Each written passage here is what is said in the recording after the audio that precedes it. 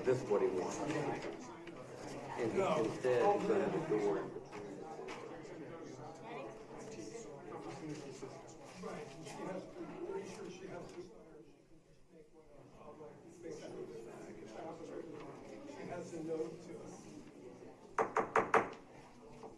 Good evening. I'd like to call to order the North Branford Planning and Zoning regular meeting for September 5th. Please join me in saluting the flag. Remove your hats, please. Thank you.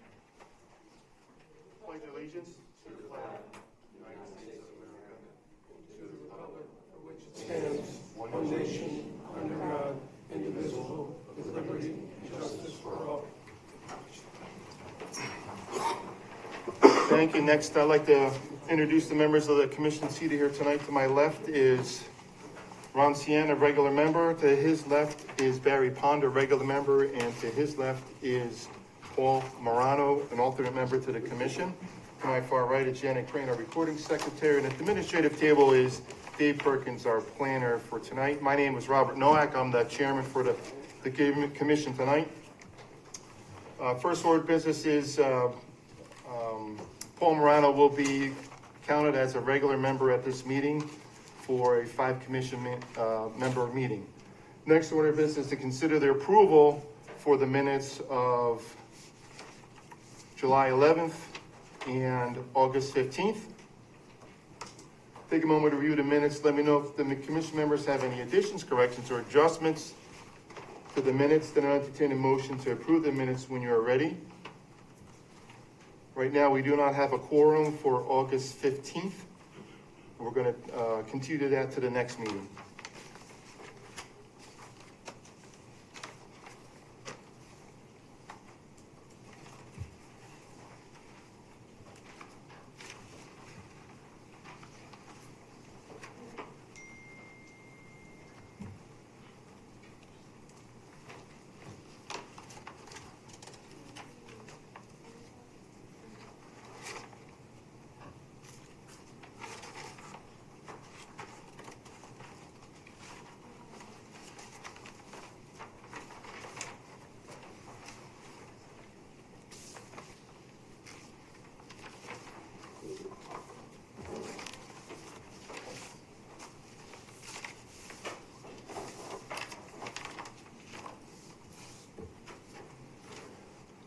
You have a copy of it, Ron? You're all set?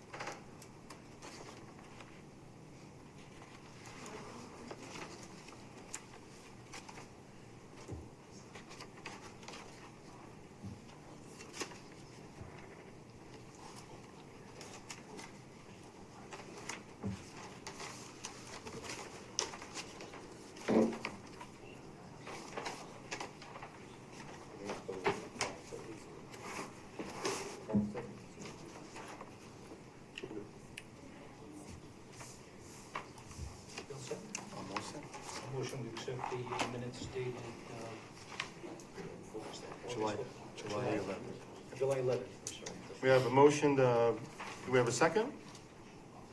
A second. Okay, motion by Ron, second by Paul. Any discussion? This motion by Paul, second, on the approval of the minutes for July 11th, 2024.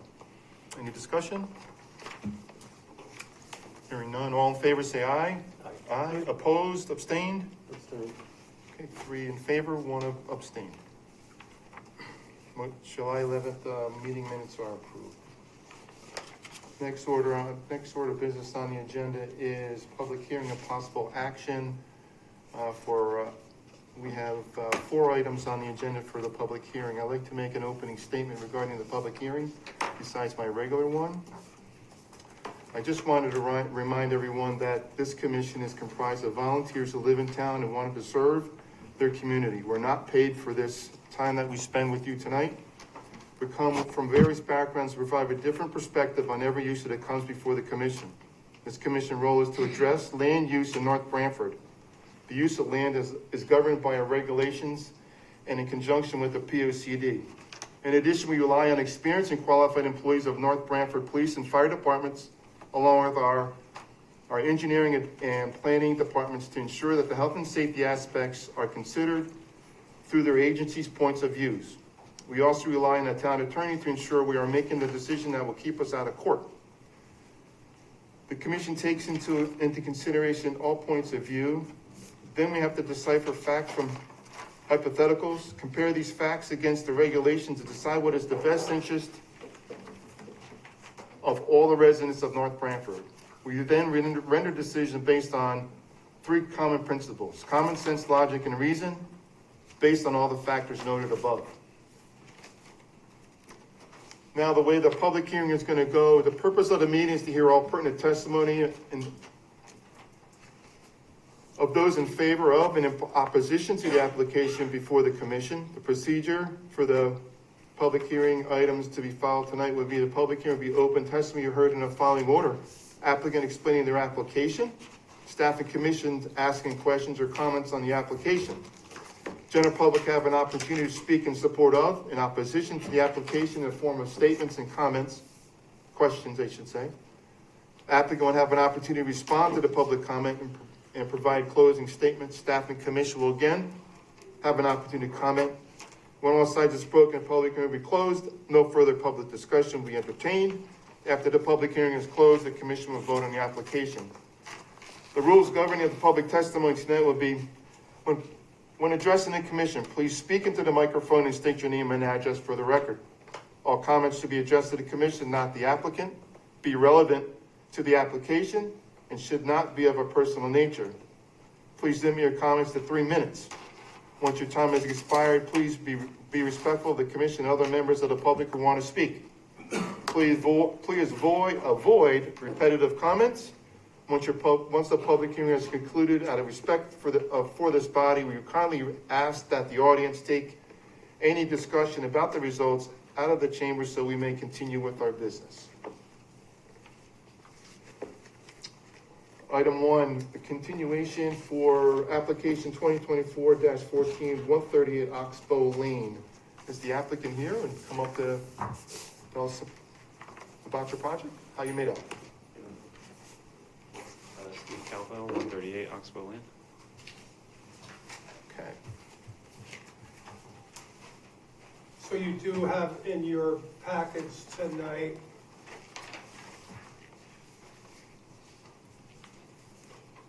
you may want to just present these briefly to give them an update. There's a site plan of where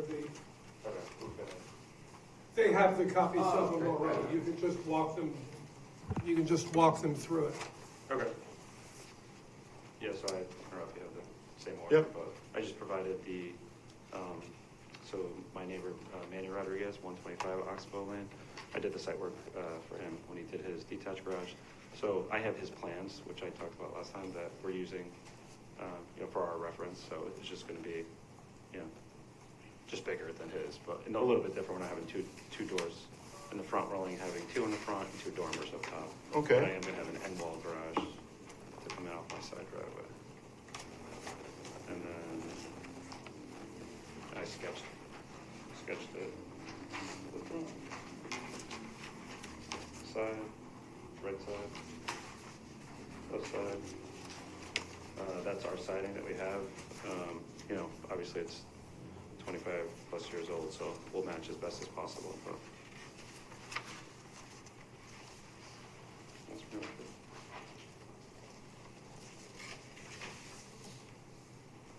Steve, that's just vinyl? It's vinyl, and actually we have damage from the hailstorm, so we may be getting new siding on the house. So whatever color we end up doing on the house will match with the garage. So we haven't gotten the word yet on that. But we had quite a few pieces damaged last week. you turn the mic up a little? Just step closer Okay. to it, Steve. Yep. There you go. That a little better? Okay. Just a quick question. Yep. So the plans are for reference only. The three-car garage, is it attached to the house? Or That's detached.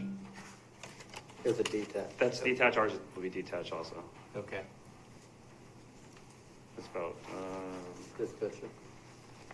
yeah. He's going to detach it right here. I think it's like 25 feet or something from the corner of the garage.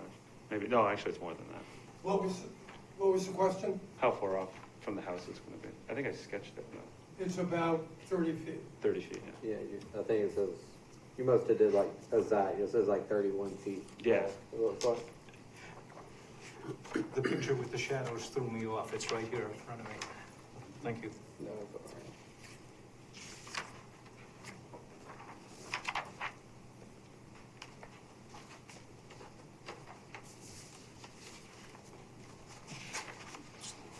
Steve, what's going to be upstairs?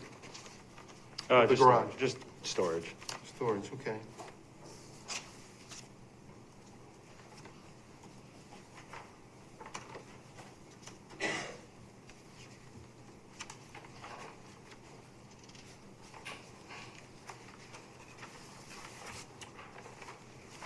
Dave, is the application all squared away?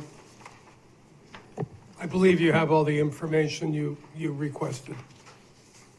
We have a better visual of what it's going to look like. We have a real plot plan as to where it's going to go on the lot. Yeah, and my brothers both, right? We have the Yeah. signature, we have the letters from the other owners of the property. Okay.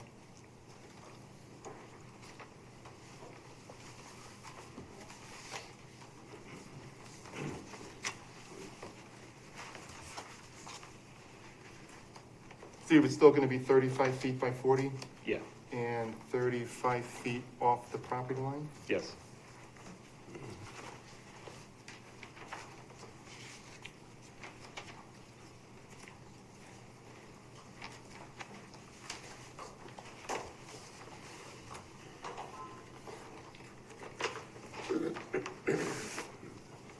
I mean, if anything, it'll come closer to the house than closer to the neighbors, so. Okay.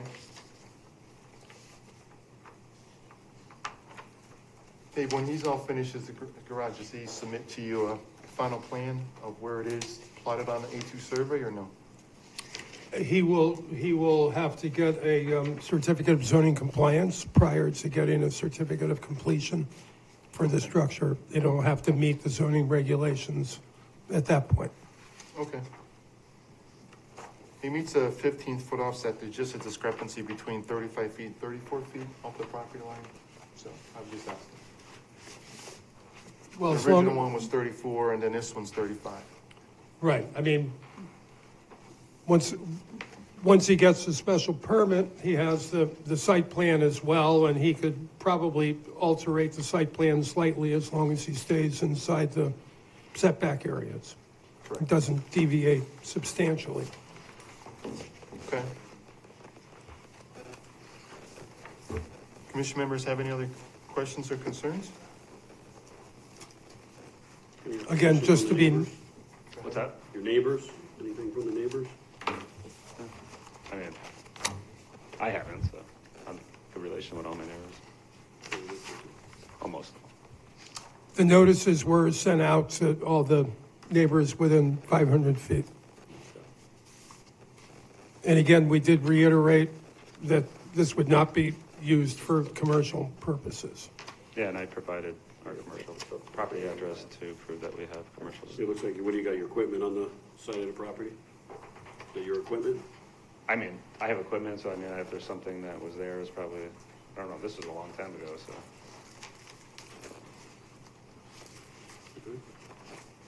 I mean, I think equipment homes do work, but. I don't know when that was.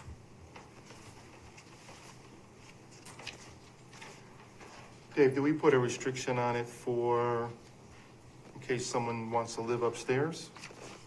Non-habitable space? You could reiterate that, but it's not, you're not permitted to have an accessory dwelling unit in an accessory structure. Gotcha. So that would be a violation of the zoning regulation. Okay. Well, I'm sorry, what was it?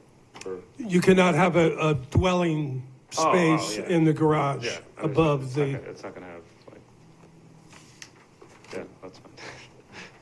That one's good. Okay. Any other questions, comments? Dave, anything from your end relative to this? Okay. All right, I'll entertain a motion on the approval for application 2024-14. Oh, I'm sorry, public hearing, you're right, I apologize. Right, this is a public hearing. Okay, I apologize, I forgot. Thank you, Steve. Thank you. So, next since we're done asking questions and comments, I'm gonna open up to the public to have them comment on it. So, Okay. you wanna have a seat? Sure. So, thank you for that, Shannon, I forgot. Got a little mixed up. So next we'll open up the public hearing for this application, 2024-14, 138 Oxbow Lane. For those who are in favor of the application.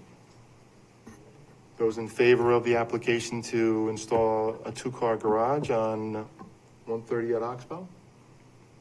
Anyone else in favor of? Hearing none? Okay, you're in favor of?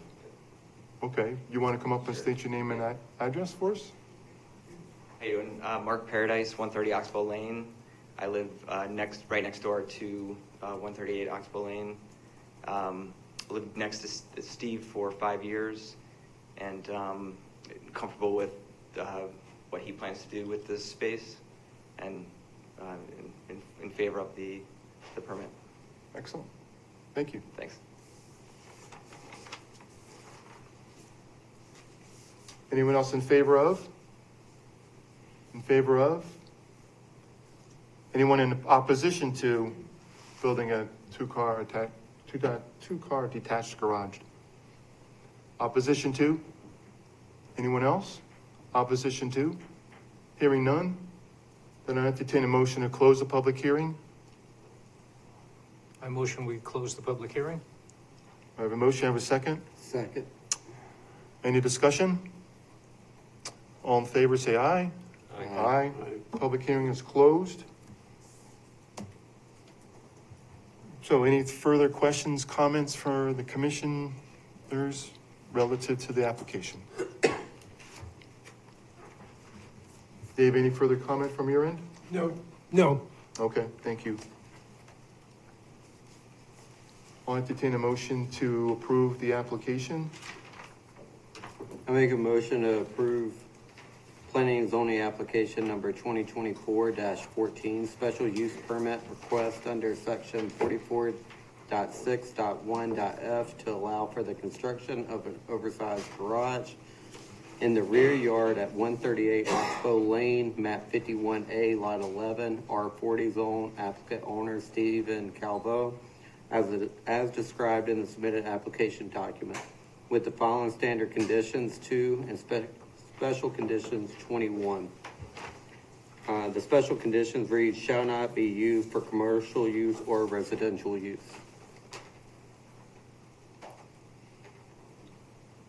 We have a motion, we have a second. Second. Okay, we have a motion, we have a second to approve the application 2024-14. Any discussion? All in favor, say aye. Aye. Aye. Motion carries 4-0. Congratulations.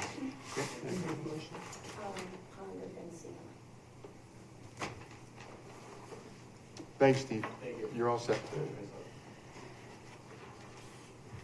Next agenda item we have from the public hearing was 2024-16-626 to Tuckett Road for a re-subdivision.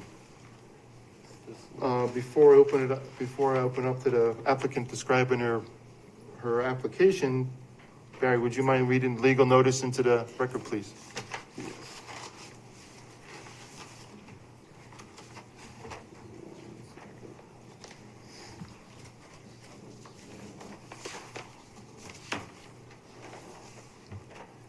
Please insert the following legal ad in the Sound on Thursday, August 22nd, 2024, and Thursday, August 29, 2024. Legal notice. North Branford Planning and Zoning Commission. Notice is hereby given that the North Branford Planning and Zoning Commission will hold a public hearing at 6:30 p.m. on Thursday, September 5th, 2024, at the North Branford Town Hall, 909 Foxen Road, North Branford, Connecticut, to consider the following. A, application number 2024-16, re-subdivision of parcel into 2 residential lots at 626 Tatucket Road. Owner Elizabeth Larson, trustee. Applicant Nafis and Young Engineers Incorporated. At this hearing, all interested persons may appear and be heard, and written communications will be received. Copies of proposals are on file for public inspection in the Town Hall Planning Department. Robert Nowak, Chairman. Is the applicant here?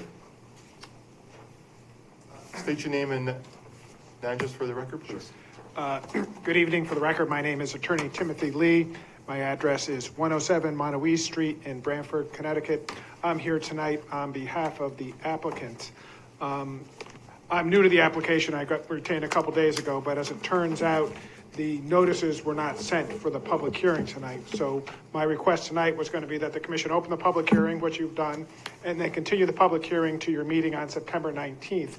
That'll allow me to send out the abutter letters tomorrow, and everybody should have full notice for the meeting on the 19th, at which point we'd be ready to proceed with the application. Okay. Sounds like the right thing to do, part of the process. So we just ask the commission continue the public hearing to the 19th, and we'll see you in 2 weeks. So moved, will grant you that extension, continuation to the 19th. Thank you very much. Thank you.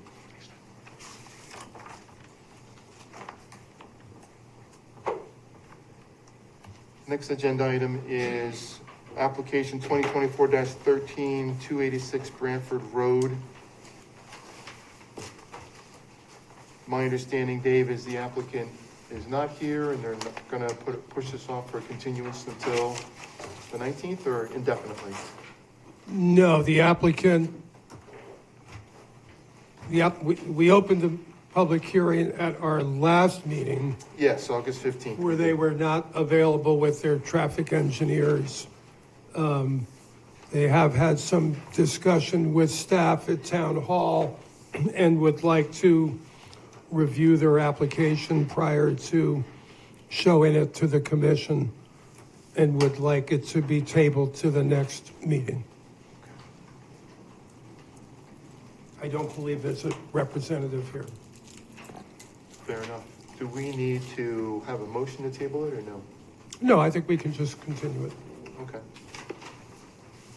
All right, so with that being said, we'll table application 2024-13, 286 Branford Road until the next meeting.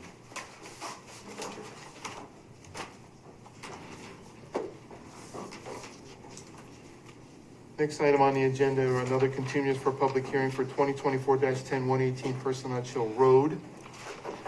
Before I open up for public comment, I was going to have the applicant address some of the concerns, and you have the floor when you're ready.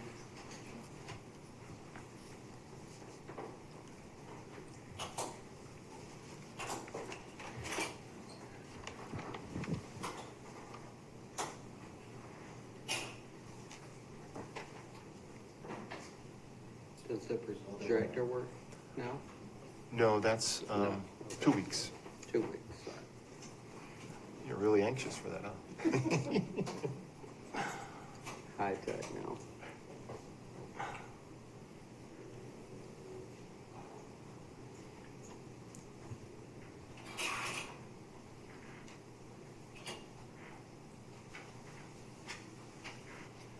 Good evening. Jim Preddy, Criscolo Engineering, 420 East Main Street in Branford. My apologies.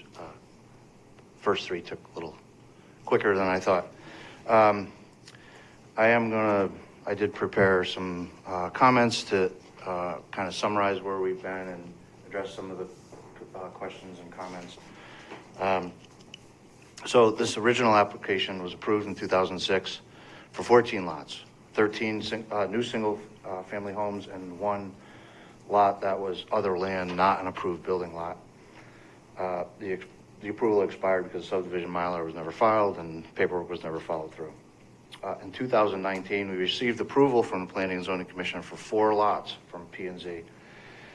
The application was not required to be a public hearing, so the letters were not sent to neighbors within 100 feet because it wasn't required at the time. As an aside, there was a comment that asked the question, why wasn't the plan sent out to all the neighbors? Even though, because this is a re-subdivision, we were required to send letters to all the adjoiners. There's never been a case that I know of in any of the towns I've ever worked in where we were required to mail plans to the adjoining properties. This particular application is for a 10-lot re-subdivision, 9 new single-family homes, and other land that at this time does not have a proposal and will continue to be farmed. So the addition of the 9 new homes to the 4 built recently totals the 13, same as the original subdivision that's at the bottom there. All lots meet all the bulk standards in the current zoning regulations. The proposed road meets the town requirements as was reviewed by the town engineer. The cul-de-sac meets the town requirements for turnings of buses and fire apparatus. The proposed right-of-way for the new road is 50 feet wide. This provides ample room on either side of the road for sidewalks. And we have proposed to install a sidewalk on the north side and provided an area for a bus waiting area, which is on the plans I have on the board.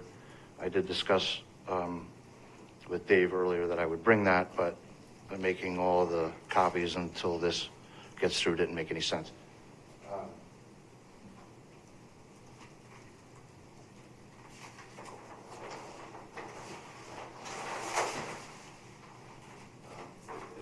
You can see it along the top there. In addition to showing the street trees extended over the older portion as well. The drainage system was designed to mitigate the changes in runoff for the range of storm events from the 1 to 100-year storms using the increased rainfall data in the NOAA Atlas 14 precipitation frequencies, and has also been reviewed by the town engineer. The drainage system proposed not only takes into consideration the changes in runoff that is associated with the new homes and the road extension, but also the previously built portion of the new road and the portion of Parsons Hill Road that is being collected by the drainage structures that Mr. Triglio installed in Parsons Hill Road at the request of the previous town engineer. The proposed lots have been reviewed and approved for subdivision by the East Shore Health Department. Each lot will be reviewed again by the East Shore Health Department once the final house design has been chosen for that lot. Each lot will meet the current health code requirements regarding well and septic design. Regarding septic design, there were some statements made at the last meeting that were not exactly true.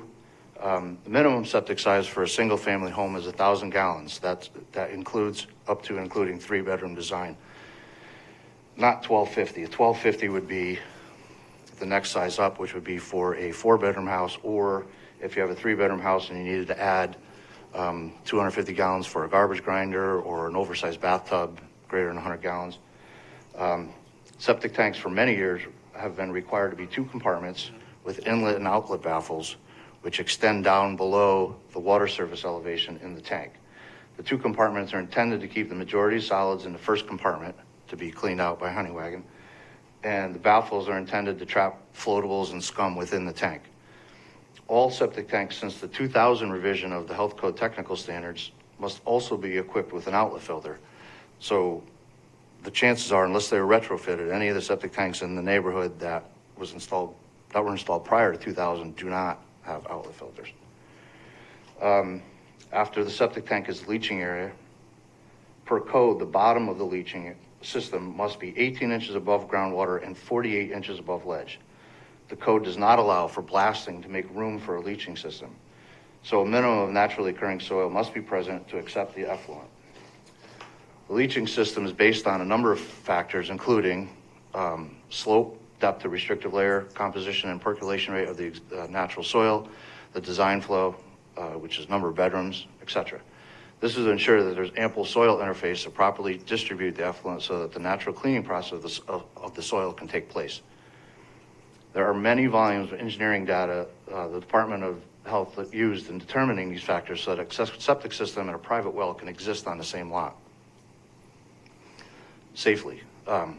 Regarding the neighboring wells, the 2006 hydrogeologic impact assessment by hydrodynamic engineering and the 2024 hydrogeologic assessment by SLR agree that impacts, if any, to surrounding wells would be unnoticeable. Additionally, if you look at the topography of the surrounding area, you can see the slope of our property generally slopes toward the North Haven town line and not toward most of the neighboring yards. It's generally accepted practice that the hydraulic gradient, which is the groundwater flow, generally matches the slope of the land. There may be some areas where it would go a little bit here or there, but overall, it's accepted that it generally follows the slope of the ground. And you can see look at the contour from the town aerial, that's the background for this. There's a high point here on this lot. This area sheds off this way. This basically all this sheds down toward the North Haven town line. It does not go north or south, it goes west. There's been many comments about traffic. The 2006 traffic study concluded that the additional homes proposed as part of this project will not have an impact on the level of service on the Parsonage Hill Road. Recent data collected by North Branford Police Department yielded even less number of trips in the existing condition than in the 2006 report. The police chief has stated that he did not have any concerns adding the residences to Parsonage Hill Road. Myself, I drove from North Haven to Branford this morning during the morning commute. I went over Parsonage Hill Road. At the time, it was about 20 after 7. I did not encounter one other car moving on Parsonage Hill Road. However, I noticed a number of cars going down Village Street and coming out Village Street as what I can only assume is a cut through, which makes sense if you look at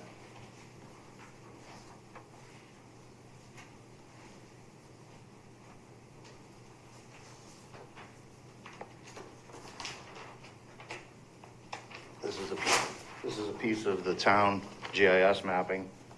This is Middletown Avenue, Foxen Road. The green is Village Street. The pink is Parsonage Hill Road. I mean, it's far straighter, flatter road than going up and over the mountain this way. So just visually seeing what's going on there makes sense when you look at a map. If it's a cut through, that's what people like water take the path of least resistance. So given all that and, you know, the other experts we've had involved here, I believe we've met all the requirements of the zoning code, and we're hoping to get an approval tonight after a very long process. I don't know, Joe, do you have anything that you want to add now? No. Okay. Thank you. If you have any other questions. Do you guys have any questions regarding his statements so far? No. Could we take a moment and look at the new? I think it would be prudent. Yeah. Jim, can we see those renderings?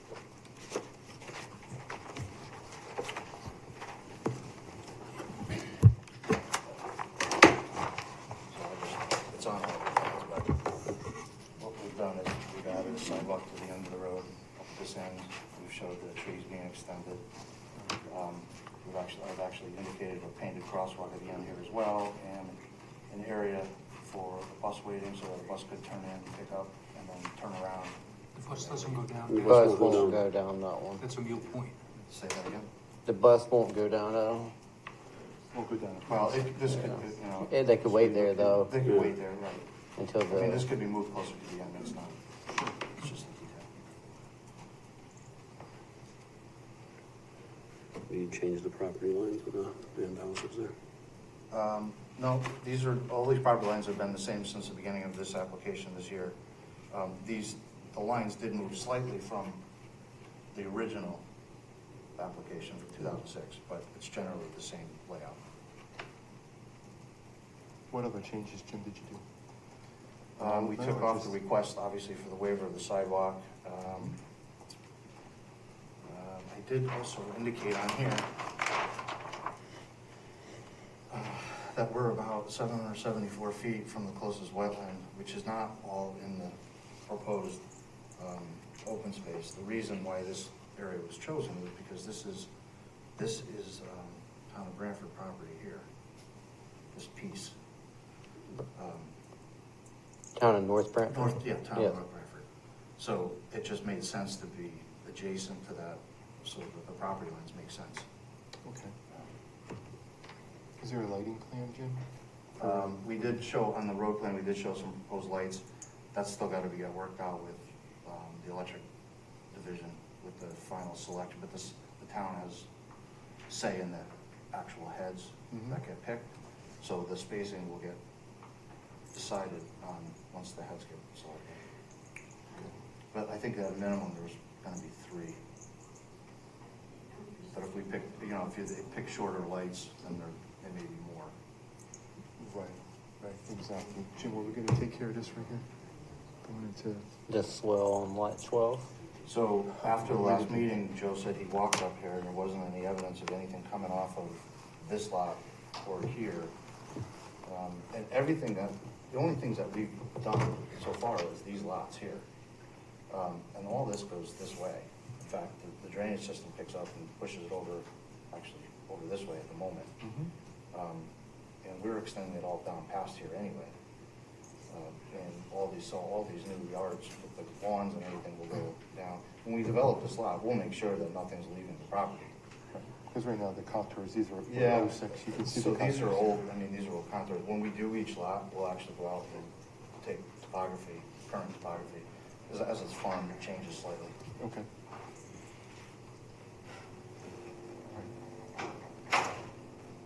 Okay. Any other issues? Okay.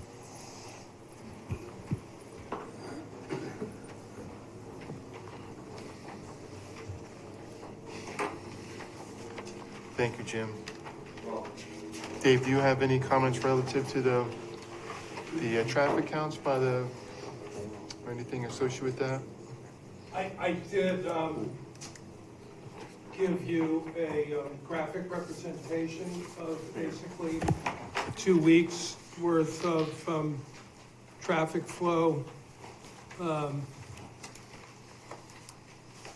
We did a traffic study with a count going south on Parsonage Hill Road as well as north. The counts on the southbound trip on the road are very minimal. 10 a day at the most. The northbound trips are in the average of 60, 50 a day.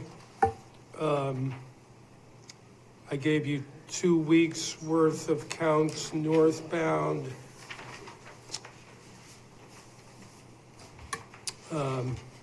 August 19th to August 25th, the average is somewhere around 60 a day.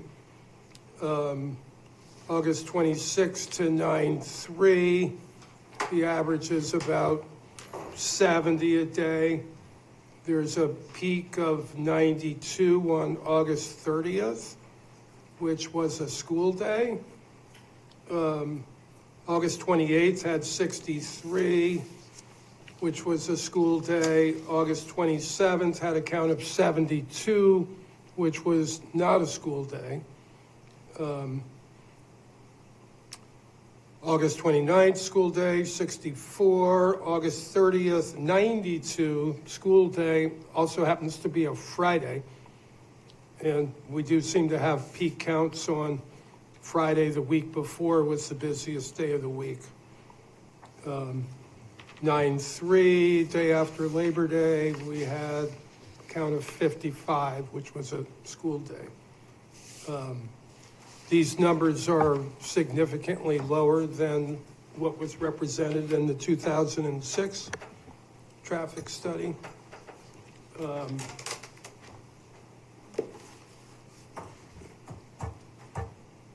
In terms of approving an application and traffic, you're in an administrative capacity looking at this to make sure that it meets the rules and regulations of the subdivision regulations of the town. All those regulations are based on state statute 8-25, which talks about the land to be subdivided. It doesn't talk about the town of North Branford. It talks about the land to be subdivided. So that's what you as the commissioners need to look at, is the land to be subdivided. 8-25 goes on and says that you need to make sure that the proposed streets are in harmony with existing or proposed principal thoroughfares. So you have one street that's being proposed that you need to worry about. It goes on to say, especially in regards to safe intersections with such thoroughfares. So you really need to be looking at the intersection of Parsonage Hill Road and the new road. The applicant gave you sightline demonstration that it was safe to turn onto Parsonage Hill Road. We have seen accident counts on Parsonage Hill Road that are not near that intersection and that are minimal. You've had testimony from people saying that the road is not up to town standards, which a lot of our roads are not up to town standards. Under section 8-29 of the general statutes, you as the Planning Commission have the right to upgrade roads. You can actually create maps and surveys and have public hearings and take land and pay the people for the land that you're taking and reward people with land that you're giving to them if you're creating straightaways. So you have the ability as the commission to create safe roads, but not as part of a subdivision. Subdivision is dealing strictly with the land to be subdivided and the way that that land merges with the main thoroughfare. Okay.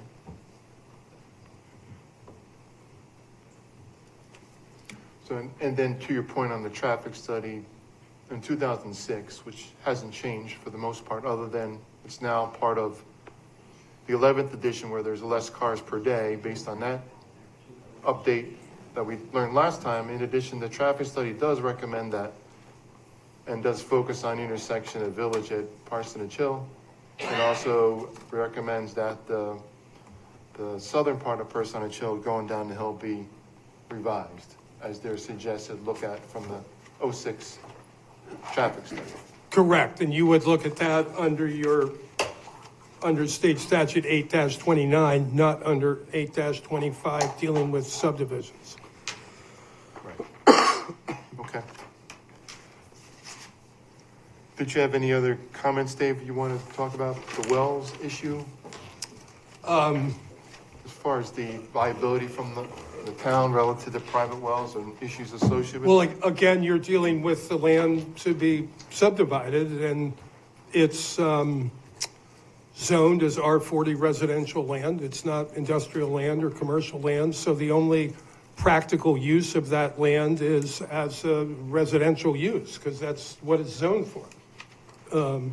Hopefully the Planning Commission would have looked at that before and decided that it's not an appropriate place for residential development and never would have zoned it that way to start with.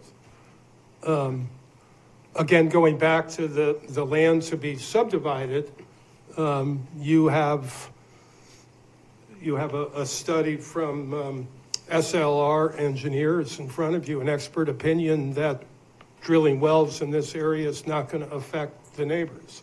I think you've gone above and beyond your duty to get off of the land to be subdivided and show that that you have an interest in preserving those wells and protecting those people, and you did not have an obligation to do that, but the information's been given, and it seems to be positive. Okay.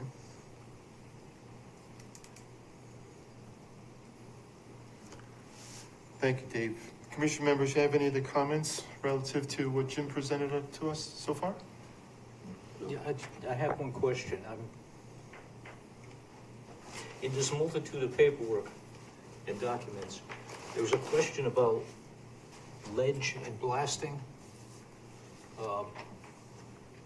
Was there anything about, is it trap rock or is it brownstone? Is there any reason for blasting? I may have the documentation in my bag. Yeah, Just- and I believe in that SLR report, he talks about sandstone underlying, not trap rock. But at this point, we don't have any intentions of blasting. There may be some ripping involved, you know, with the hydraulic efforts. Quite honestly, nobody wants to blast. It's quite expensive before and after. And I've already stated we can't blast for septic systems regardless, per the health code. We built the first 4 houses without blasting, so we're not intending on doing any blasting. But that is a whole separate, that's a whole separate permit and process if it turns out that we do need to blast. Not intending, and, That's correct. you know, not intending is not saying that you're not going to be blasting. You don't, at the present time, you know, if you knew what was under the ground, I'd take you to the track. Right, nobody has x-ray vision, right, so you can't know for sure, but at this point, we're not intending on any blasting. Our plan is to not. I guess my question is, will the plans be modified? Let's say, you know, you scrape off 4 feet of dirt and find, you know, trap rock, a mountaintop. You would change your plans and not put a full basement in and put it on the slab? That's correct. I mean, if it's a knob, and that's why I was talking about hydraulic methods. If there's a knob that needs to come out, we could hammer it out with hydraulic methods. If raising the house some gets us out of it, we would do that. That's why I said every effort to not blast will be made, because quite honestly, that's not good for the builder either. So there's nobody who wants to blast. Sometimes you have no choice.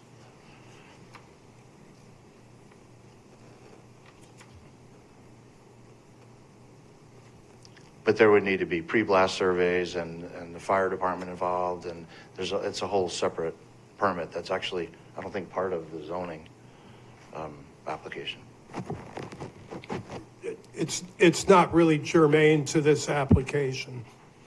There's no zoning requirements for blasting.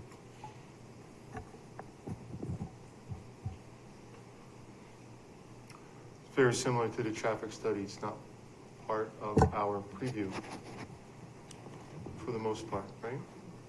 Well, As far as the blasting goes, I mean, it's a condition of construction. It's not a condition of regulations. exactly. Okay.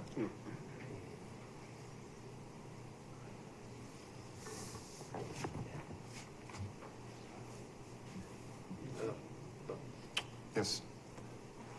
Come on up, Joe. I'd like to make a comment, please. Please do. Good evening. For the record, Joe Charliglio from Luancy Construction. I'd like to clarify on that blasting, if I may.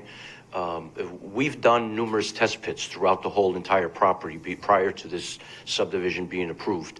Test pits that were checked and confirmed with the health district. So most of the test pits that we did were beyond the point of any blasting that would be required. This whole subdivision has been prepared with this assumption of blasting. This blasting assumption has come out, but we've done 4 other homes There was no blasting there whatsoever. We have one point that there are some outcroppings of hard pan material, which is part of the road condition there, which we're going to attend to.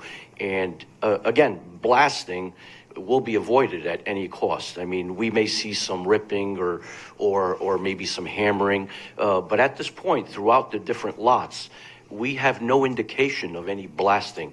And as I mentioned, the other 4 homes that we did, there was no blasting there required. Some hard pan here and there, but again, all manageable through hydraulic ripping or maybe hammering.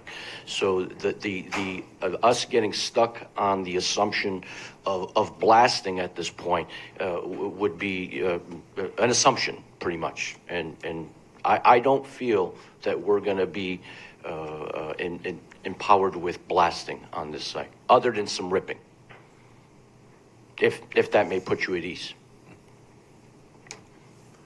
Joe, there was another concern about during construction that ambient dust from the construction activities, driving up and down the road, construction of the road. How are you going to mitigate that kind of issue? That happens with any subdivision. We have water. We have methods of controlling dust. We have methods of controlling mud. We have the town that's controlling us on a daily, weekly basis there as to what our conditions, how we maintain our conditions. So we take the proper steps and protocol to ensure dust-free, mud-free, and noise-free whenever we can. So we have regulations that are set for us that we do follow. Right. It's in your best interest, obviously, because you have 4 homes on the street already that they bought from you, so I don't think they want your dust on their cars. Not only those 4 homes, but, you know, the other abutting neighbors as well. So, you know, we always take the best step to keep peace with everyone and the neighborhood. So we take the proper steps, Fair as enough. we should. Okay. Okay. Joe. Thank you. At this time, I'd like to open up to a public comment. For those in favor of the proposal, the application in front of us, more than willing to come up and speak for 3 minutes. Before we start my 3 minutes, I'd like to clarify Oh, this is a pre-3 minutes, Cliff? a pre-3 minutes because Wait there a seems to be minute. some. Oh, Cliff Potter, 1251 Middletown Avenue. Because it sounds like there's confusion, and I heard the traffic study from 2006 was worse than it is now. Are you guys hearing that? Okay. That's accurate. Okay. I'll tell you what. I live at 1251 Middletown. Joe is building next to me. It was owned before by a lawyer who never addressed any issues. Joe and I have become friends. We're mutually respecting each other. He has given me his cell phone number. He has taken calls politely, and we've met, and nothing goes unattended to. I'm always informed. He's putting up double silt fence next to my house. He's only required by law, by you guys or by whoever, a single silt. He is actually gone way out of his way. He's constantly meeting with these people as needed. There are so many checks and balances in place. I don't think he can sneeze without coming to town hall to get a permit. I mean, he's there. He's doing a great job. He's buying good material to put around the houses. He's attentive. If there's something he wants, he'll ask me. He won't just do it. Or if he's going to do something, he'll let us know. If you could have every builder be as good as Joe, you wouldn't have half your complaints. Your agencies in town, nothing's going to get by anybody. I mean, when other people built houses, were they there when they were being built? I was there when I was having my house built in 1998. East Shore Health, the building department, permits for footings, permits for foundation, everything is taken into consideration. So he's not going to slide anything by you guys or our new excellent town planner. We did have some issues with town planners in the past. Finally, we've got somebody that's attentive. You can talk to them when you need to, and things can get done properly. So, I mean, some of the complaints were far too general. Some of the health issues. How could you prove that? Maybe you went to a neighbor's house someplace in another town and got these health issues. I just felt I had to watch it from New Hampshire on a delayed, and I couldn't believe what I was hearing. I mean, So I'm here to stick up for Joe. I'm here because I am not stressed at all. There is no issue that he has done. He's just about finished with the development. There's no issues that have caused me any grief.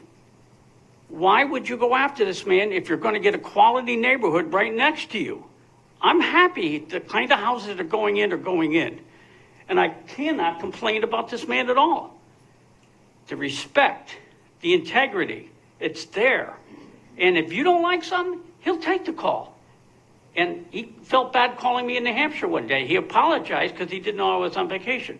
But I'll take a call at midnight from that guy because he's earned that much respect. So he's dotted every T and crossed every letter you need him to do.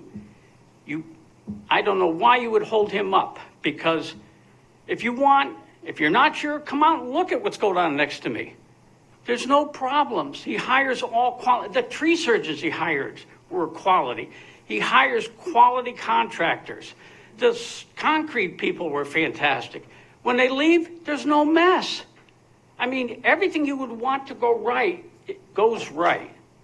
So I don't know why you would even think about not letting this man continue to build quality homes in our great town to improve our quality of life. I mean, the former owner was a lawyer. There was issues, trees coming down. I couldn't get him to answer his phone. Not with this man. So I have mutual respect. I think you guys got to respect his integrity because you're hearing it from me. And believe me, I can be a pain in the butt because you ask some people on other commissions. But this man, to earn my trust, it takes a lot, and he's done it. Thank you. Thank you. Thanks, Cliff.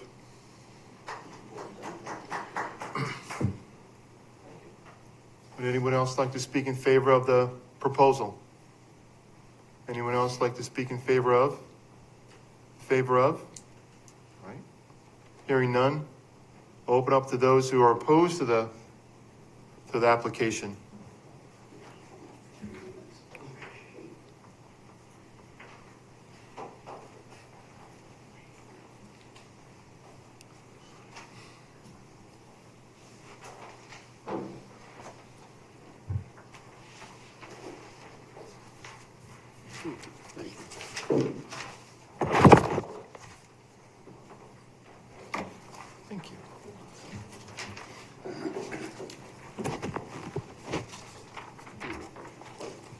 Thank you. Can you make sure that I get a copy for the record? Sure.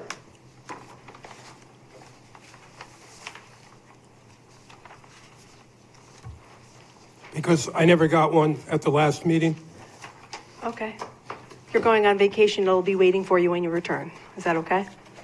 I'd rather have it now. I don't have all of them with you. You can have a copy of that.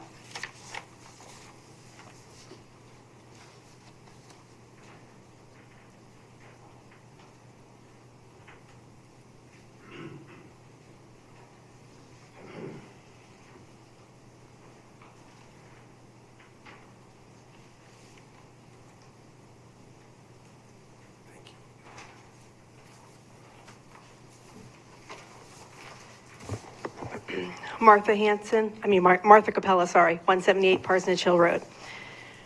On August 15th, the town held a public hearing pertaining to the development application for 118 Parsonage Hill Road submitted by Luancy Construction.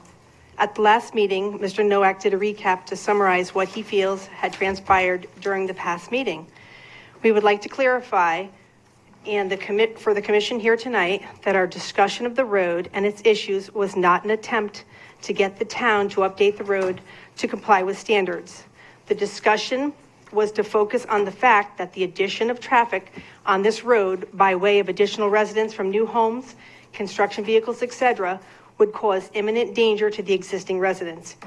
We are aware of what such an undertaking would involve and note that there are certainly more efficient ways the town can utilize their time, effort, and monetary resources. That having been said, for ease of time, the concerned citizens that I am representing as my address, the one issue that has not been touched on during these hearings, but certainly raises many concerns.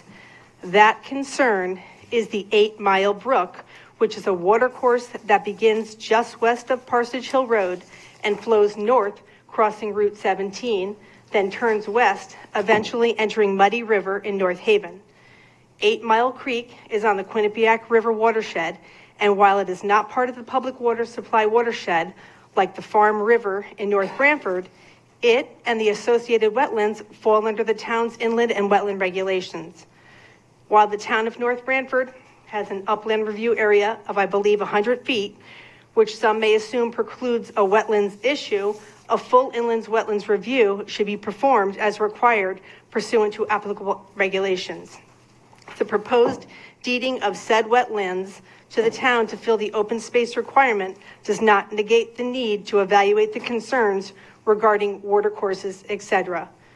The site map on file with the town, dated 5/9/24, has a note that states a wetlands investigation was not conducted at the time of survey. You have a copy of that there in front of you. We are not sure what that notation means, but it raises many questions and concerns. This appears to be a map that was created as part of the 2006 application that was filed under Peach Orchard Estates and then subsequently used with the 2020 approval of the 4-home development. Based on conversations that have been had, resources referenced, and email responses received to our inquiries, the assumption can be made that a formal inland wetlands review was not performed, and the only review from the Inland Wetland Commission that I am aware of was during a casual mention in a Conservation and Inland Wetlands and Watercourse Agency meeting on July 24th, 2024, during which time Mr. Perkins presented, as part of his enforcement officer's reports, minor background of the legal history. Martha, could you wrap it up for us? Could you get your point? Yes. Thank you. Here's the point. Thank you. The point here is that pursuant to inland regulations and how regulated activity is defined, the proposed development fits the criteria regardless of the 100-foot upland review area for all wetlands and watercourses. This commission is charged with implementing those regulations and as such should deny this application. You have the regulation there in front of you. I've underlined the pertinent information, and this most certainly should have come under additional inland review.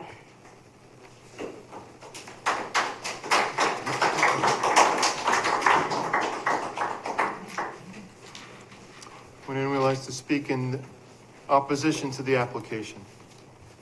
Anyone else?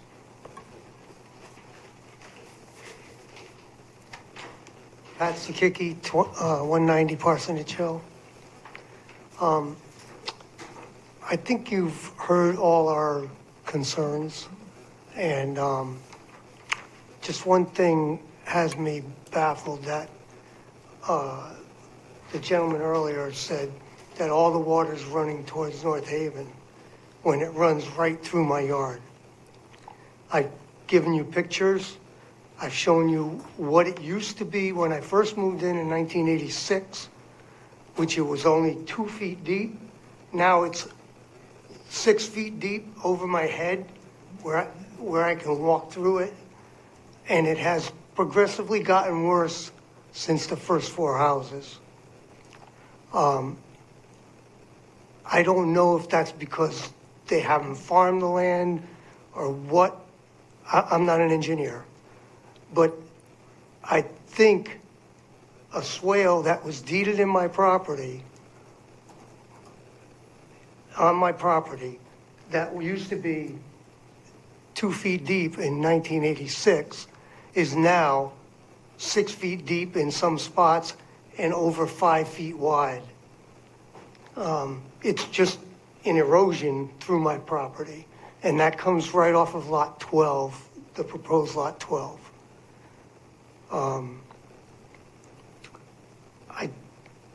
I just, my only concern is like, okay, so if wells are affected, where does that cost come? Does that come to the existing homeowners? Or does it come to the board? Or does it come to the builder? It's a legitimate concern. And I just feel like we have no recourse if something does happen. Thank you. Okay.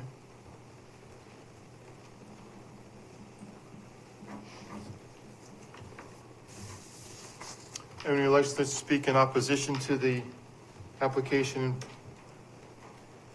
Sure.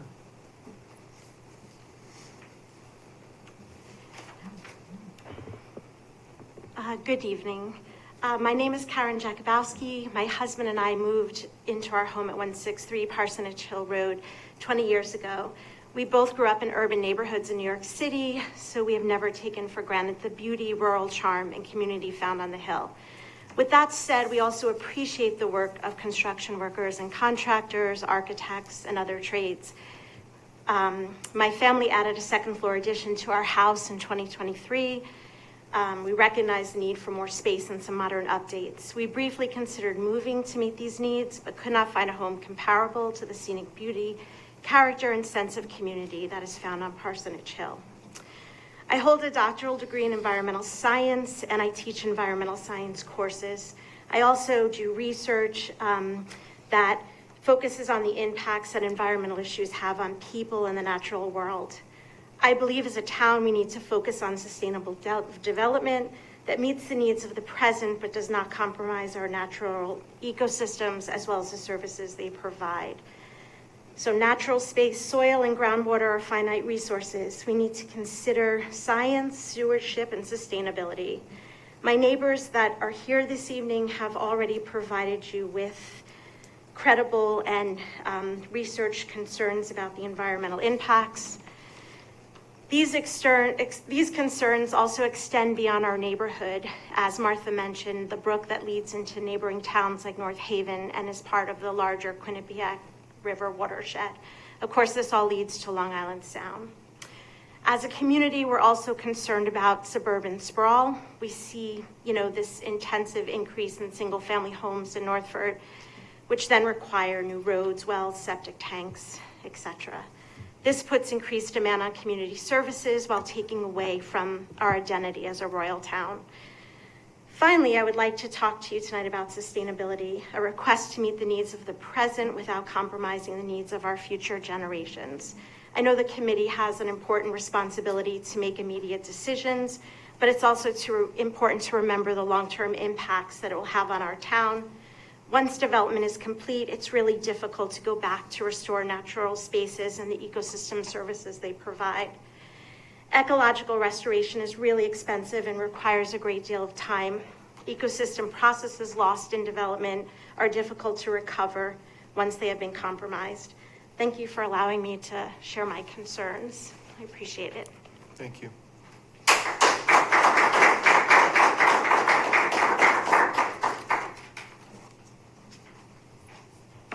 Anyone else would like to speak in opposition to the application?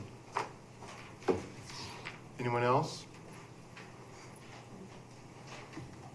Anyone else like to speak in opposition to? Hearing none, I'd like to give the opportunity back to the developer if you'd like to rebut or have a closing statement to anything you've heard so far.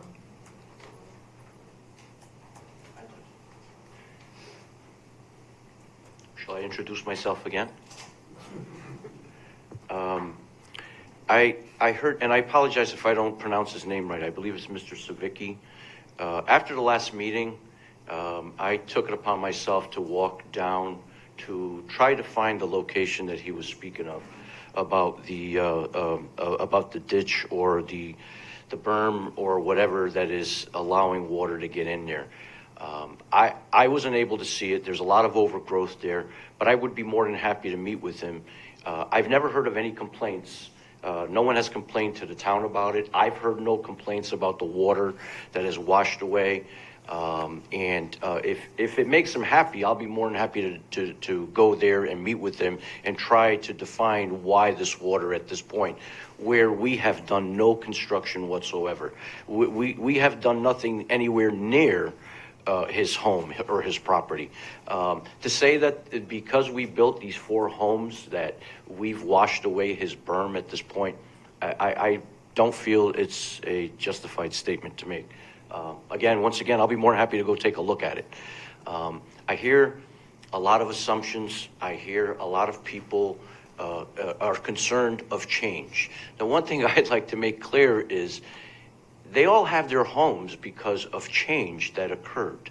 I mean, I've seen this town change dramatically in the past 15 years. I've been doing work in the town, and I've seen nothing but positive improvements that have taken place. So here we are. We're trying to create positive change.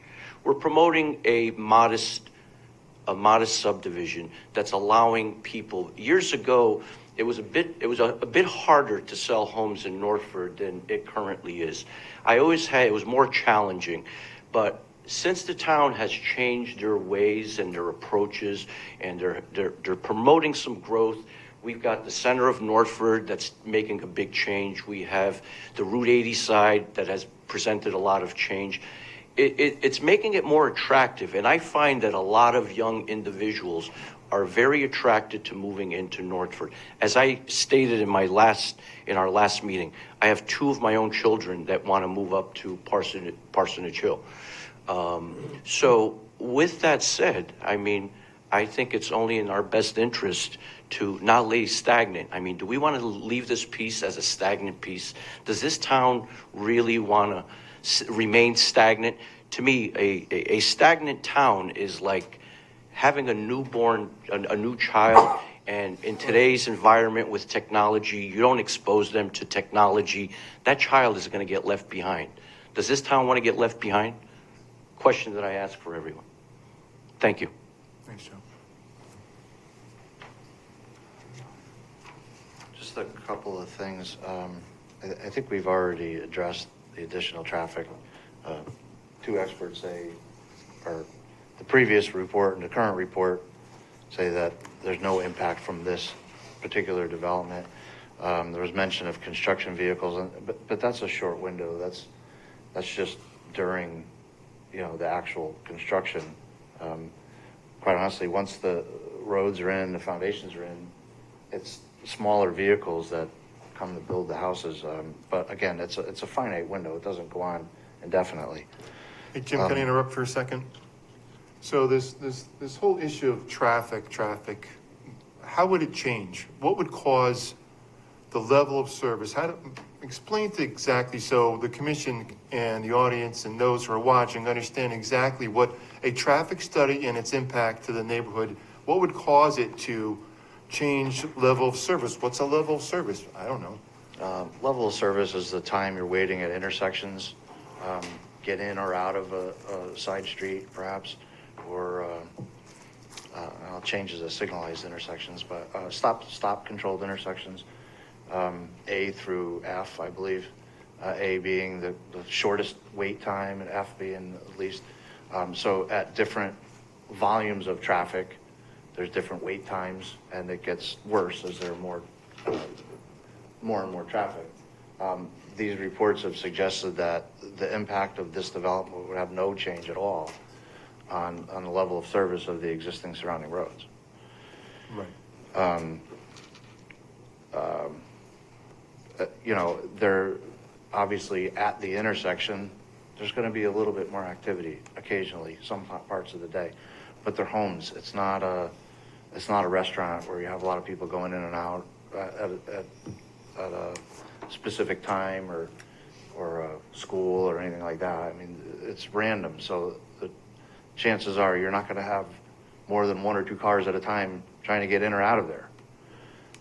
So that's why I think the level of services they don't change in that area for what we're doing here. Regarding the wetland issue, we took the wetland delineation from the previous application, the previous set of mapping, because we're so far away from it. Even if we had it redelineated, it might move, I don't know, a few feet, one way or the other. Could have gotten smaller, could have gotten bigger, but it would only be a few feet here or there. It wouldn't be hundreds and hundreds of feet. The closest property corner of our proposed lots is more than 770 feet away from the closest wetland area. So we didn't feel it was necessary to go out and redelineate that area. We're not looking to just give the wetlands to the open space Some of it is in the open space, but not all of it. Some of it's still on the property that he's going to retain. Dave, you're the wetland EO, I believe, right? If we're almost 800 feet away from the wetlands, is a wetland application required? No, I would defer to the regulated activity that was given to us as a definition, and it's circled. It says the agency may rule that any other activity located within such upland review area or in any other non-wetland or non-watercourse area that is likely to impact or affect wetlands is a regulated activity. And the critical word in that sentence is likely. Likely, sure. And the courts have ruled consistently that you have to determine that it's likely. You can't just say it might or it may. You have to say it will. And typically what we would do if it's close to a wetland, we would have an applicant come in and request a jurisdictional ruling. And the wetland agency would determine whether it's a regulated activity and needs a permit or not. That's the first step.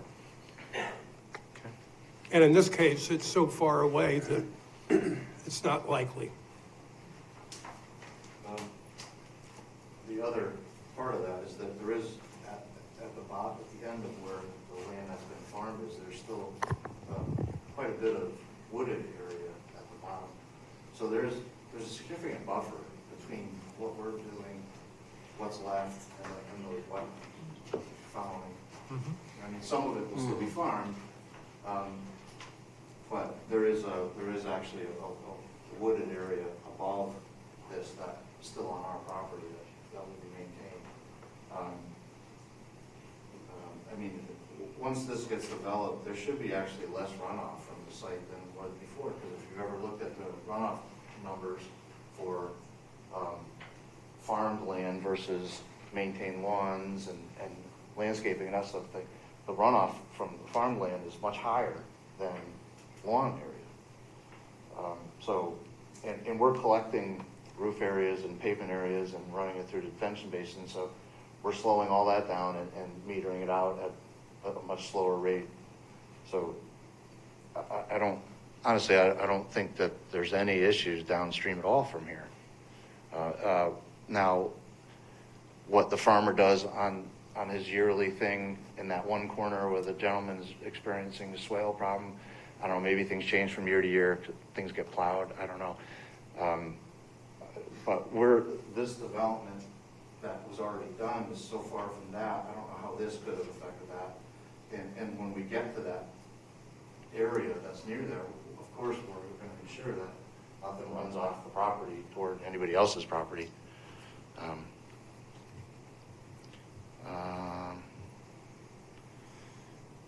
guess that's all. The thing about sustainability, I don't know that we're actually required to address that, other than, passive solar techniques, have been considered, but we have wells and septic, so we're taking water out of the ground, putting water back in the ground. It's not like we're bringing water from somewhere else and shipping it somewhere else. The lots are basically self-sustainable, more or less, with the addition of power. So I think this is, and this is typical. I mean, this is a typical subdivision for North Branford. This is the kind of stuff that's gone on all over town as long as I can remember, as long as I've been working in this field. Joe's right, some of those houses that, people spoke were split off of other lots and that sort of thing. So this is nothing out of the ordinary. I guess that's all I have to say. Thanks, Jim. Thanks. Dave, you have any closing statements regarding this public hearing? No. Okay. No. Commission members, any questions, comments? I have questions that are not addressed just yet. Do we have to decide today? Is this our final push out? This is your final day of the public hearing. Oh, just public hearing. You have another, you can wait to make a motion to approve or deny for another couple meetings if you want. Okay, my two questions. And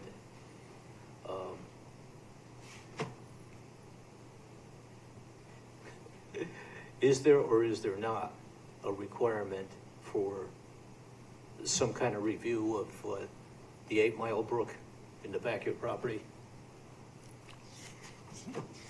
Say that again?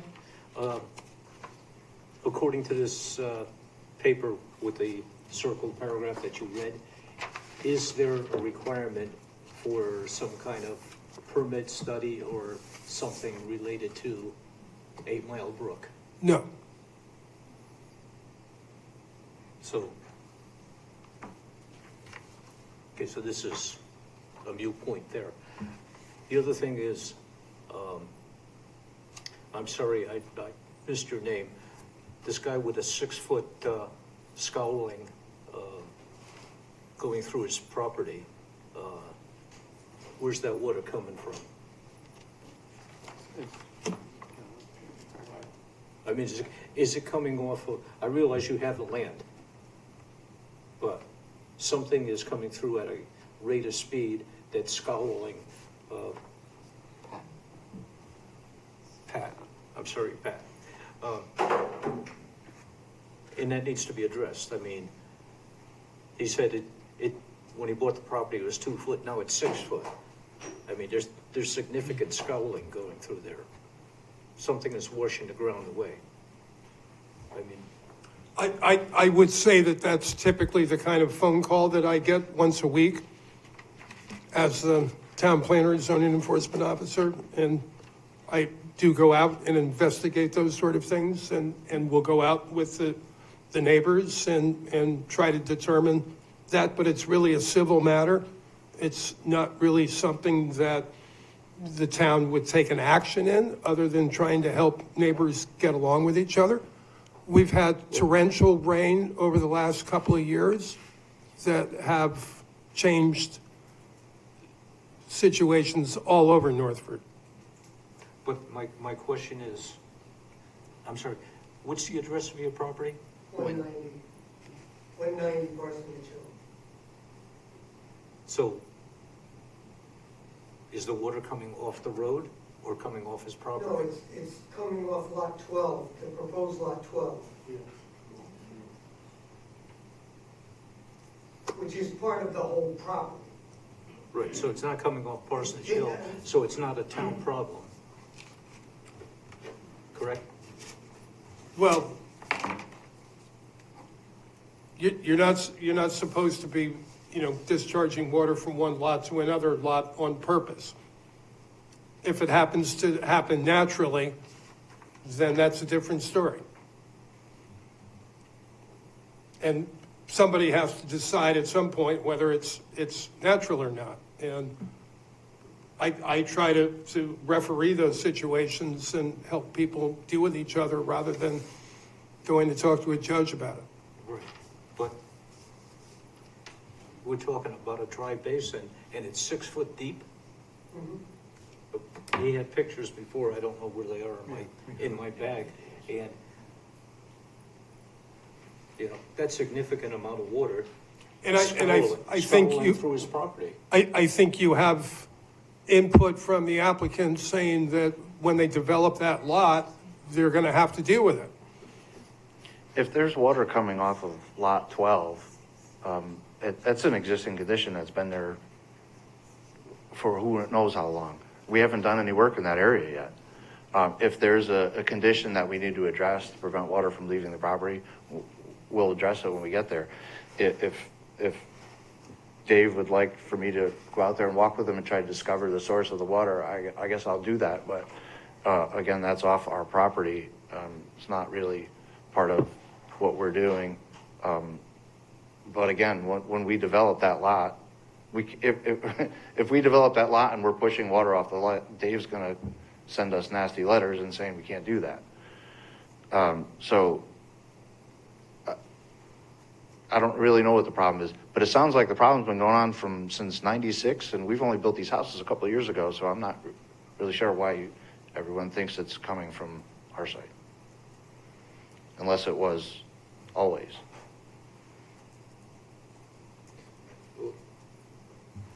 2 foot to 6 foot Over time. over time. Over a lot of time, yeah. That's a lot of scowling. That's 40 years, though. Yeah. Like 38 years. Over 38 years, so, but I don't know. Scowling worse than that happened in 6 hours in Oxford during that storm 2 weeks ago. Didn't take 38 years. But he already said that he would take care of it He said he's gonna when take he care gets of it. there. So that may be the last lot after 3 years, but he said he's gonna eventually take, Right. whatever the time frame is. And the testimony he stated last meeting and now, he said he would take care of it.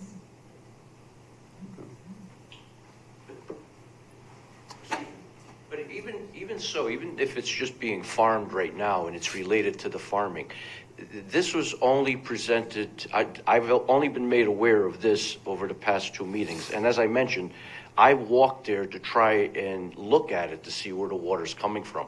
And I couldn't make heads or tails of where the swale was or this runoff. I'll be more than happy to take a look at it. If it's related to the existing farming that's going on, then by all means, I'll have the farmer make sure that he plows it.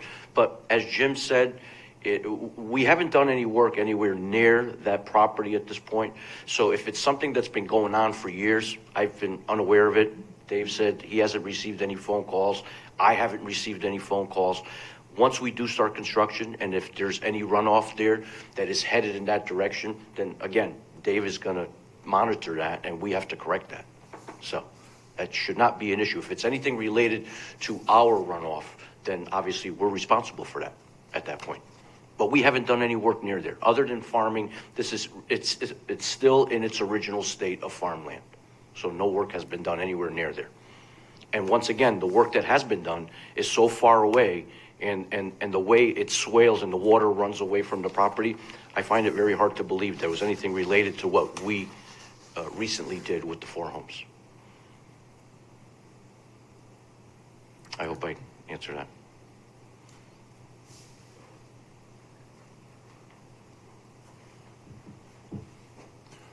And I'll be more than happy to meet with him. Let me know what time and I'll do that. Martha, did you want to come up and say something? Yeah, I would like to say that if there was no need for an inlands review by the commission, why is it that during the enforcement officer's report, he reached out for what he was referring to as a conservation opinion without giving that commission any of the background that they would have needed to weigh in on that conversation? These situations that we've heard tonight are not lands of make-believe. They're not unimaginable. We have proof of these things happening. I have a video of this drainage that some of you might not have seen that he's describing right now that I wasn't going to be allowed to show, but I was eventually allowed to show. There's been a lot of antiquated, dated data that has been used for this. I received some soil information that I haven't had a chance to go through, not that I'm an expert. However, I remember reading in the storm drainage report that they were assuming a Cheshire type B soil. The soil reports that I just received yesterday, specific to this parcel of land, suggest that there are many more types of soil on the 118 parsonage parcel that go beyond a Cheshire B type soil. So I think that there's a lot more that needs to be delved into here. And I think that the application, no offense, of a 3-minute timeout because someone's monitoring over here was ridiculous because other people have spoken more than that. Inland's review needed to be done, and it should be done, and that law definitely does apply regardless of the broad interpretation that Mr. Perkins is applying. Thank you.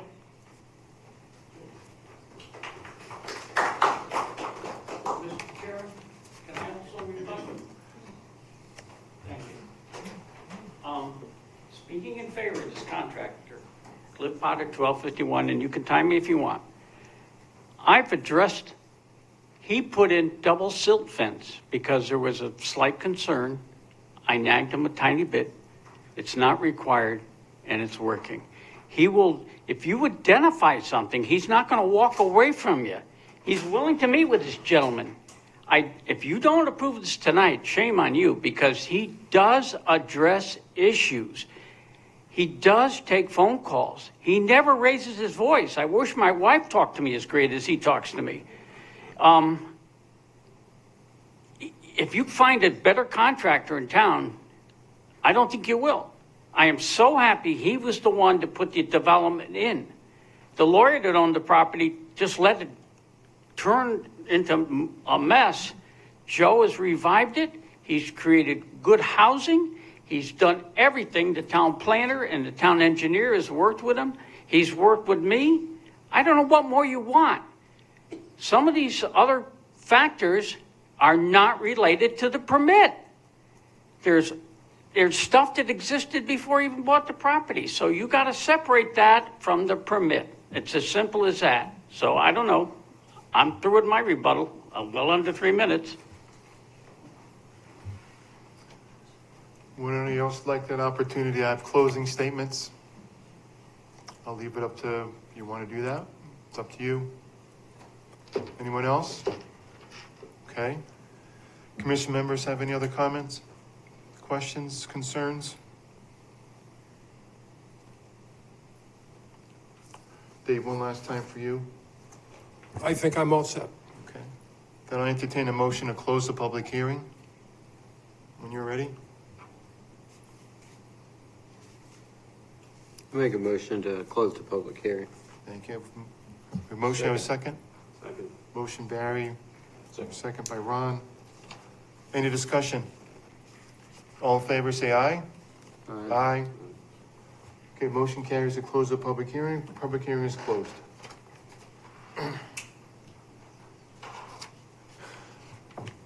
Dave, did you want to have an opportunity to move forward, or you already had that conversation with us already? I think I probably already had that conversation with you. You are in an administrative capacity.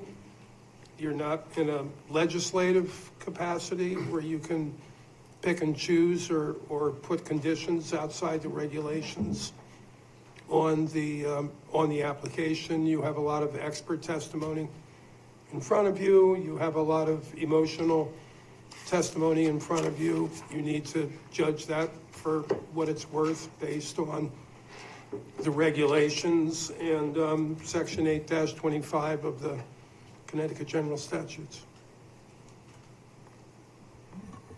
So the R40 zone up here has been an open space subdivision is allowed, right? And An open space. yeah, it's in the regulation, that's the way they word it, open space subdivision. Well, this is just a normal standard normal. subdivision. It's normal, okay. But it's still permitted in this zone. Correct. The law is that it's permitted. right? Correct. All the lots are conform to the R40 zone. They have the appropriate frontage. They have the appropriate square. They have the appropriate size. Right. And our preview is only the cul-de-sac road at its intersecting point.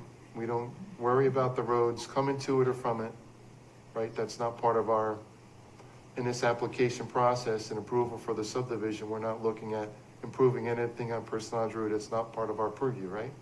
No, the only thing that you might request is drainage improvements, but those were already done as part of the 4-lot subdivision.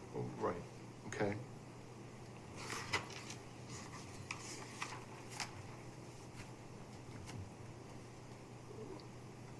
If the commission were to move in this approval process, what kind of liability is the town going to be faced with 2 prior approvals of 14-lot and a 4-lot subdivision? Well, you're going to have to find evidence in the record that the application does not meet your regulations. So maybe the street's too long that they propose, or the frontages aren't right, or the intersection doesn't conform to your requirements. You can't just be capricious in turning it down for emotional reasons as opposed to the evidence that's been submitted to you. Right. Okay.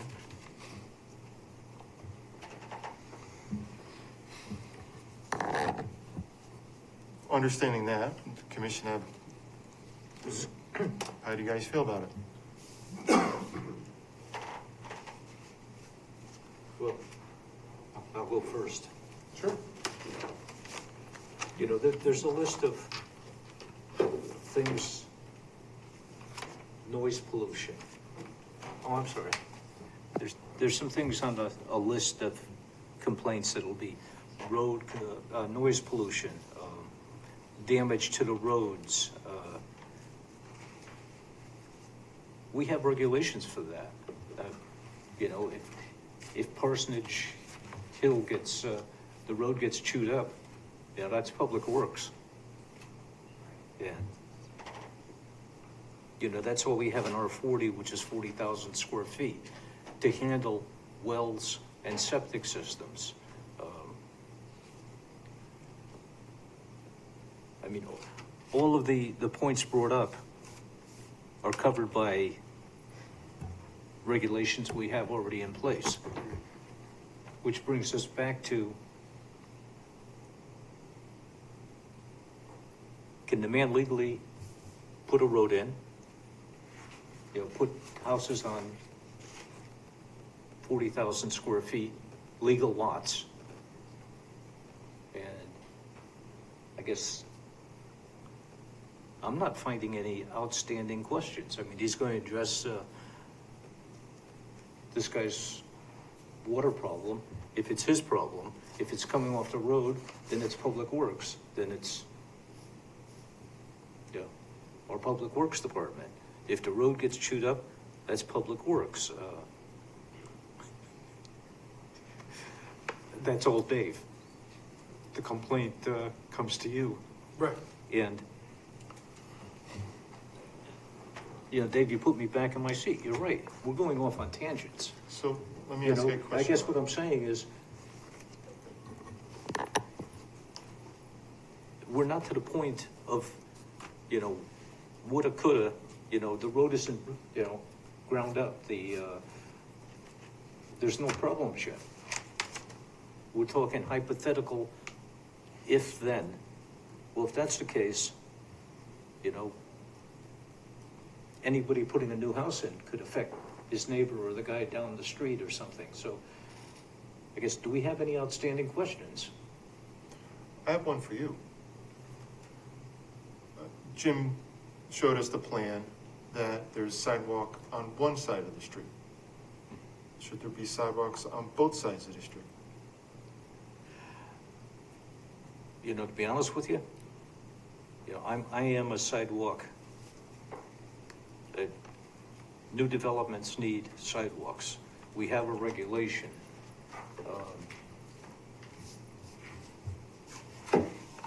Personally, I think sidewalks should be on both sides of the street. Okay. And, you know, I would also like to see maybe a staging area for the kids at the end of the new road, because the bus does not go down a dead-end street. So it's going to stop on Parsonage Hill and your new road. And, you know, the kids need a bigger area to stand in. You can see the problems in the center of Northford. Mansfield Drive. Mansfield. Mansfield, thank you. Mansfield Drive coming out on Middletown Avenue. There's maybe a dozen kids there, all congregated, waiting for the bus going up to Mercy High School and Xavier and anywhere else, and it's, yeah, the kids are in the street. Mr. What? Sienna, Mr. Preddy did put on the record that there would be a bus waiting area. that there will be a bus waiting area. Yeah, it's in this, he puts it right here. It's gonna be on the north side where the sidewalks end. You think I can see that? No, when he brought it over. Okay. So that's my push about sidewalks on both sides. Okay. It would be more attractive. Okay. You think, Barry? You have any concerns? No concerns right now, no. Okay. Paul? Well, I do, on both sides. The builder is, for the people who are opposed, the builder, if you go look at projects that he builds, he does build nice projects. If you take a ride out to Mikey's Way, which is not too far in North Haven, I'm assuming this project is gonna kind of mimic that. I'm in favor of the sidewalks, I'm in favor of the lighting. You know, it's difficult that you guys are gonna look out and see this project, but at the end of the day, I think hopefully maybe you'll be happy with the project and the outcome of it. You know, he will address your issues if they are his to you. You know, he's not gonna come and redevelop the street because of a stream. But, you know, it's unfortunate you guys are fighting against it. It's unfortunate that there's no mediation going on. Maybe there should be. Maybe you guys should all get together on a private note and come to a happy medium. I don't think that the project itself is gonna make a big detriment to that area at this time, the way it's proposed. And I don't think there's really too much in the proposal that we have the right to say, hey, you can't because of X, Y, and Z, because there's really no X, Y, and Z. They brought to him a strong, what they're opposed to, and he's probably gonna address it and deal with it. Okay. A lot of the concerns are outside our purview, the wells, the septic systems. There's other agencies to mitigate the dust, the runoff, E&S controls have to be in place. There's people that monitor that. Whether fact or fiction, whether they do or not, I don't know. We can only go by what's presented in front of us, not the potentials or hypotheticals. We deal in facts, not hypotheticals. One quick question. I assume you've done perk tests on these lots? Yes. Okay. So that handles my question about, you know, it could handle a septic system, it could handle a well. Well, Jim brought up the point that he can't blast or remove any rock to put a septic system in. I didn't realize that. I didn't realize that either. Yeah, so he'd have And to if- bring in soil to make a septic system work. And if he's done perk tests and approved by East Shore, he's going down 8 feet. So 8 feet, he hasn't hit ledge. We'll have to find that spot or bring dirt in. Right? Or move the dirt around on the property. But anyway, we'll figure that out. That's not for us. Was there any other regulations that we came up with, or beside the sidewalk and the potential lighting? Well, I think a lot of the concerns, I think they should be addressed in our motion and the exceptions. Right? One of the issues that one of the residents brought up was the deep guidance document for evaluating potential hydrological impacts, whether to blasting and developmental activities. I think that should be part of our special conditions to have the builder follow that guidelines. That was in one of the package that Mark referenced. Yeah, and I think you should suggest that in the motion. I think having them do off-site well testing would be out of the realm of your jurisdiction because it's not on the subdividable land. Correct, right, because we're only looking at what the application and the property itself proper, not outside anything else around it, correct? Correct. So I think you should put it in the motion and you should suggest to the applicant that they do that. Okay. The concern for Pat's property, we should make mention of that to hold the builder accountable for making sure he takes care of it, even though he's told us that. It's lot 12. right, for lot 12.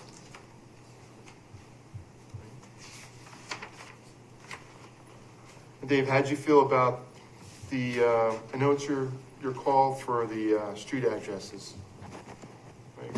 Changing number 122 and 124, making them number 2 and 3. They all should be changed, They yeah. should all be uniform down the street, right? Yes. Okay.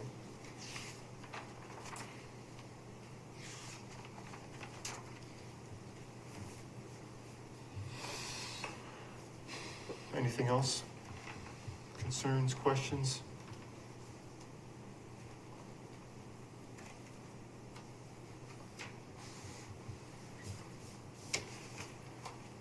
Okay. Hearing none, then I'll entertain a motion to approve the property, application 2024-10. I move to waive the subdivision requirements of concrete curbing and move to approve PZC application number 2024-10, 118 Parsonage Hill Road, Hunters Ridge Estates, re-subdivision of lot to create 10 new residential lots with a cul-de-sac from lot known as 118 Parsonage Hill Road, Assessor Map 51A, Lot 8, R40 Zone, owner Fluency Construction, LLC, applicant James Preddy, PELS, Crisoli Engineering, as described in the submitted application documents and shown on plans entitled Property Located at 118 Parsonage Hill Road, North Branford, Connecticut, prepared for Fluency Construction, LLC, prepared by Crisoli Engineering, LLC, containing the following sheets. Sheet 1, proposed re-subdivision map, Hunters Ridge Estates, dated May 9th, 2024, revised June 11th, 2024. Sheet 2, lots 5-10, proposed overall site plan, dated May 9th, 2024, revised June 11th, 2024. Sheet 3, lots 11-14, proposed overall site plan, dated May 9th, revised June 11th, 2024. Sheet 4, erosion and sediment control notes and details, dated May 9th. Sheet 5, site details, dated May 9th, 2024, revised June 11th, 2024. Sheet 6, road profile, dated May 9th, revised June 11th, 2024. Sheet 6A, site distances, dated August 7th, 2024. Stormwater management, the report, dated May 17th, revised June 10th, 2024. Revised August 9th, 2024. Traffic study by Barkin and Mess Associates, Incorporated, dated September 7, 2006. 2024. Traffic counts. Hydrogeologic assessments, Hunter Ridge Estates by SLR International Corporation, dated July 11, 2024. Updated page from Institute of Transportation Engineers, 11th edition. With the following conditions: number 1A, 1B, 2, 4, 5, 6, 7, 8, 9, 14, 18, 20. Special conditions 23 through 31, which I'll read aloud.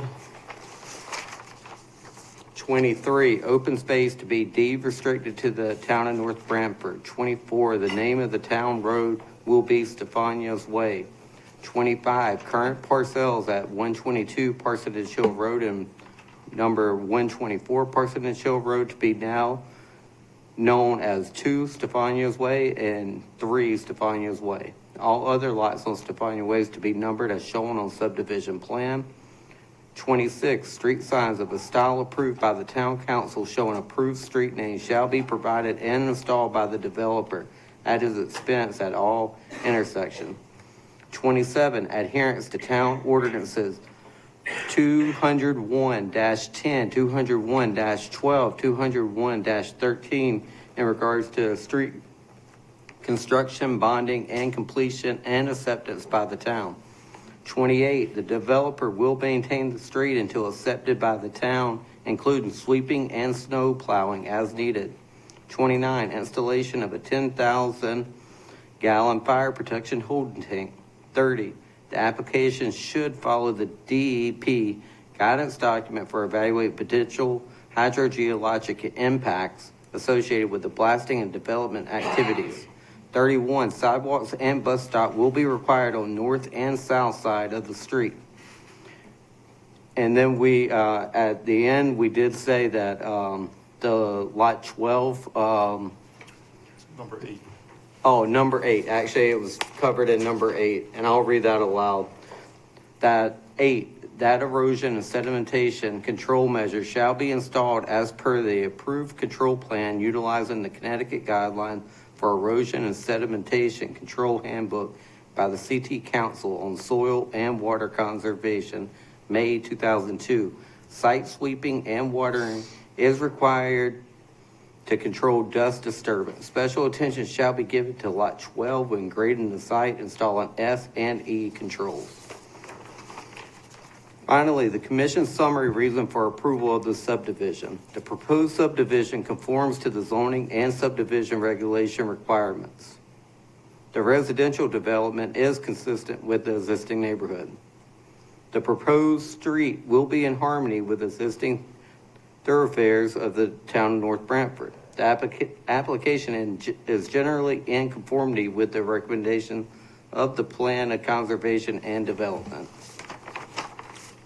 Thank you, Barry. We have a motion. Do we have a second? I would just say that maybe we should mention whatever site plans were given to us tonight as revisions to the June 11th number.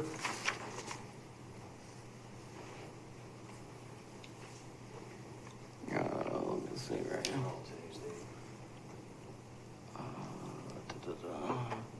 9-5. Okay. And 1 through 1, 2, 3, 4, 6. They're just revised. All right. All the sheets that provided were revised September 5th, 2024, which was today. So sheet 1, sheet 2, sheet 3, sheet 4, sheet 6, and 6A were revised for 9/5/2024. Good.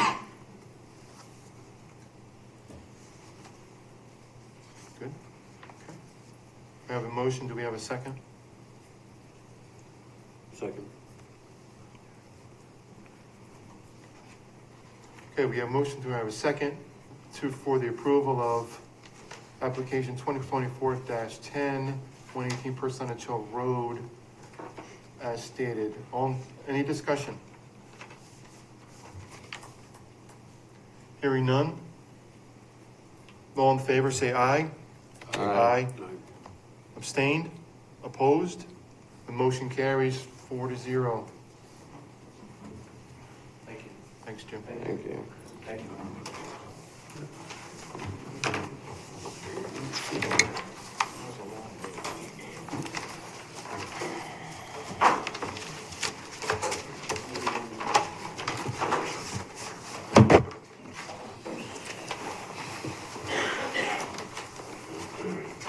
The next item on the agenda is old business. We don't have one.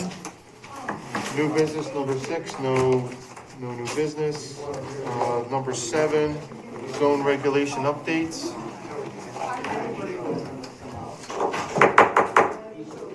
Thank you.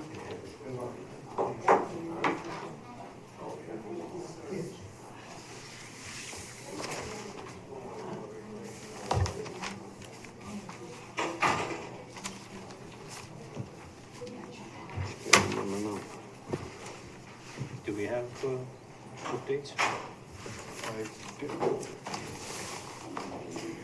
We're good? We're good. We got anything for 19th, Dave? Maybe, We have- we have Starbucks. We'll have Starbucks, we have the subdivision, and we're gonna have a water company presentation on, I believe, the water tank that they want to put in. They want to put a tank over on West Pond Road. Oh. It doesn't exist now? They want to put another one next to it. Oh, okay. They also want to put a pagoda, a building up at the Lake Halyard for environmental, educational purposes, and to let their employees have parties and stuff. Oh, yeah. Now that Victor's going to...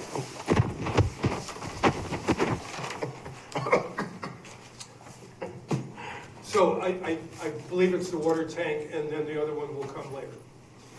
Okay, gotcha. I didn't know we had such a thing, that we're, anything in the water property itself. I didn't think we had anything. I guess we do. Right. Surprise. All right. Okay. Anything else, Dave? No, so we should have another busy meeting next time. Okay. Conversations with Starbucks, you already have had those conversations with them about ins and outs and stuff like that, kind of? No. Well, you got the reports, right? So the fire marshal and the town engineer strongly suggested that entering the Starbucks on Route 139 was not a good idea, and could they somehow get together with the plaza and do a combination driveway? Evidently, the applicant's been talking to the Department of Transportation for the last 2 years, and they have said, no, we're not going to let that happen. And we suggested that they should go back to the Department of Transportation and ask again, because it's a really good idea to have one entrance off of 139 rather than two. So they're going to spend the next 2 weeks trying to address that issue. Okay. Good luck with them, to them. All right. With that being said, we have no other business on the agenda except adjournment. And tradition has, that's usually Ron's item. Yes, it is. That being said, my administrative function is, I motion we adjourn. All right. We have a second? Second. All right. Motion, second. Paul. All in favor? Aye. Aye. Meeting's over. Oh. 8:37. Dave, I had a question on that,